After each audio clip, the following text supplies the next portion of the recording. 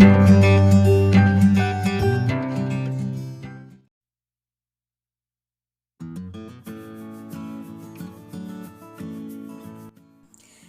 Friends, welcome back. അപ്പോൾ ഇന്ന് ഞാൻ വന്നിട്ടുള്ളത് നല്ല ക്രിസ്പി ആയിട്ടുള്ള കോളിഫ്ലവർ ഫ്രൈൻ്റെ റെസിപ്പി ആയിട്ടാണ്.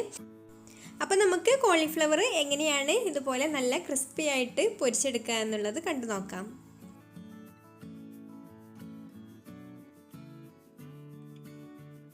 അപ്പോൾ ആദ്യം നമുക്ക് കോളിഫ്ലവറിൻ്റെ ഓരോ ഇല്ലിയും വേർപെടുത്തി എടുത്തിട്ട് ഇതുപോലെ ചെറിയ പീസാക്കിയിട്ടൊന്ന് കട്ട് ചെയ്തെടുക്കണം. ഇനി ഇത് ഒരു ബൗളിലേക്ക് ഇട്ടിട്ട് നന്നായിട്ടൊന്ന് കഴുകിയെടുക്കാം. ഇനി കഴുകിയെടുത്തിട്ടുള്ള കോളിഫ്ലവർ നമുക്കൊന്ന് തിളപ്പിച്ചെടുക്കണം. അപ്പോൾ അതിന് വേണ്ടിയിട്ട് ഇവിടെ വെള്ളം വെച്ചിട്ടുണ്ട്. അതിലേക്ക് നമുക്ക് 1/2 ടീസ്പൂൺ മഞ്ഞൾപ്പൊടി ഇട്ട് കൊടുക്കാം. എന്നിട്ട് നന്നായിട്ടൊന്ന് തിളച്ച് വന്ന ശേഷം നമുക്കിതിലേക്ക് കഴുകിയെടുത്തിട്ടുള്ള കോളിഫ്ലവർ ഇട്ട് നന്നായിട്ടൊന്ന് തിളപ്പിച്ചെടുക്കണം. ഒരു 2-3 മിനിറ്റ് നന്നായിട്ട് തിളപ്പിച്ചെടുക്കുക.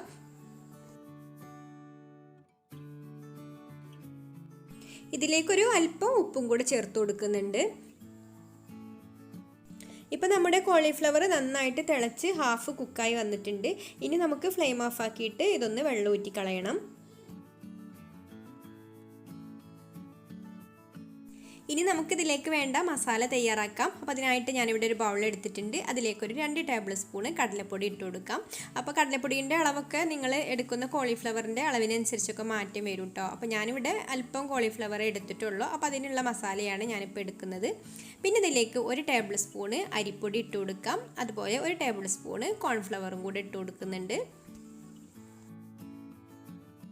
പിന്നെ ഇതിലേക്കൊരു 1/2 ടീസ്പൂൺ ഇഞ്ചി വെളുത്തുള്ളി പേസ്റ്റ് ചേർത്ത് കൊടുത്തിട്ടുണ്ട്.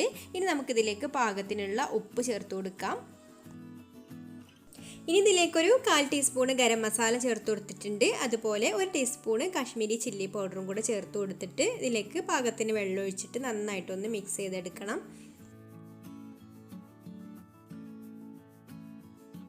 വെള്ളം ഒന്നിച്ച് ഒഴിച്ചു കൊടുക്കേണ്ട, ഇതുപോലെ കുറേശ്ശെ ഒഴിച്ചു കൊടുത്തിട്ട് മിക്സ് ചെയ്തെടുത്താൽ മതി. കാരണം വെള്ളം കൂടി പോയി കഴിഞ്ഞാൽ പിന്നെ കോളിഫ്ലവറിന്മേൽ മസാലയൊന്നും അങ്ങനെ പിടിക്കില്ല.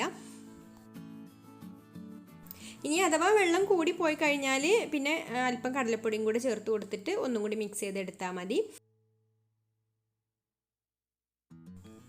എന്നിട്ട് ഇതാ ഈ ഒരു പരുവത്തിലുള്ള മാവാക്കി എടുക്കണം.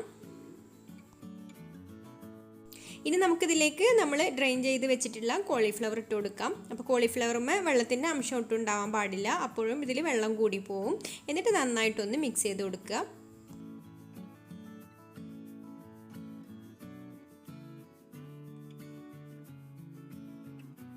ഇനി ഓയിൽ ഒരു മീഡിയം ചൂടാക്കിയിട്ട് നമുക്കിതിലേക്ക് ഇട്ട് കൊടുക്കാം. നല്ല ചൂടിൽ ഇതിട്ട് കൊടുക്കരുത്, അപ്പോഴും ഇത് പെട്ടെന്ന് തന്നെ കരിഞ്ഞു പോവും, ശരിക്കും മൊരിഞ്ഞ് വരില്ല. അപ്പോൾ നല്ല ക്രിസ്പി ആയി കിട്ടണമെന്നുണ്ടെങ്കിൽ മീഡിയം ഫ്ലെയിമിൽ ഇട്ടിട്ട് ഇതുപോലെ ഫ്രൈ ചെയ്തെടുക്കുക. പിന്നെ ഇട്ട് കൊടുക്കുമ്പോൾ ഇതുപോലെ ഓരോന്നായിട്ട് തന്നെ ഇട്ട് കൊടുക്കുക. എന്നാലേ ഇത് വേറിട്ട് നിൽക്കുള്ളൂ, അല്ലെങ്കിൽ എല്ലാം കൂടെ ഒട്ടിപ്പിടിക്കും.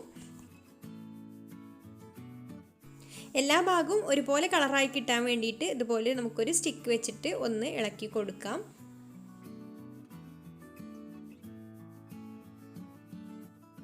ഇതൊരു ഹാഫ് ഫ്രൈ ആയിട്ട് വരുമ്പോൾ നമുക്കിതിലേക്ക് അല്പം കറിവേപ്പിലയും അതുപോലെ പച്ചമുളക് കീറിയതും കൂടി ഇട്ട് കൊടുക്കാം. അപ്പോൾ നല്ലൊരു ഫ്ലേവർ കിട്ടും നമ്മുടെ കോളിഫ്ലവറിന്.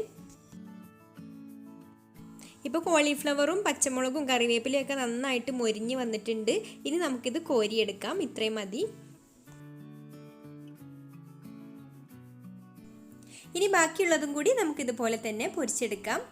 അപ്പോൾ നമ്മുടെ ക്രിസ്പി ആയിട്ടുള്ള നല്ല അടിപൊളി കോളിഫ്ലവർ ഫ്രൈ ഇവിടെ റെഡി ആയിട്ടുണ്ട്. ഇനി ഇത് ചൂടോട് കൂടി തന്നെ സെർവ് ചെയ്യാം. നല്ല കട്ടൻ ചായൻ്റെ കൂടെയൊക്കെ കഴിക്കാൻ നല്ല കോമ്പിനേഷനാണിത്. കൂടാതെ വേണമെങ്കിൽ ടൊമാറ്റോ കെച്ചപ്പിൻ്റെ കൂടെയും സെർവ് ചെയ്യാം.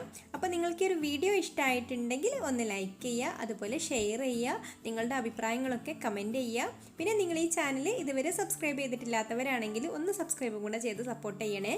അപ്പോൾ ഇനി മറ്റൊരു നല്ല റെസിപ്പിയുമായിട്ട് അടുത്ത വീഡിയോയിൽ കാണാം. താങ്ക്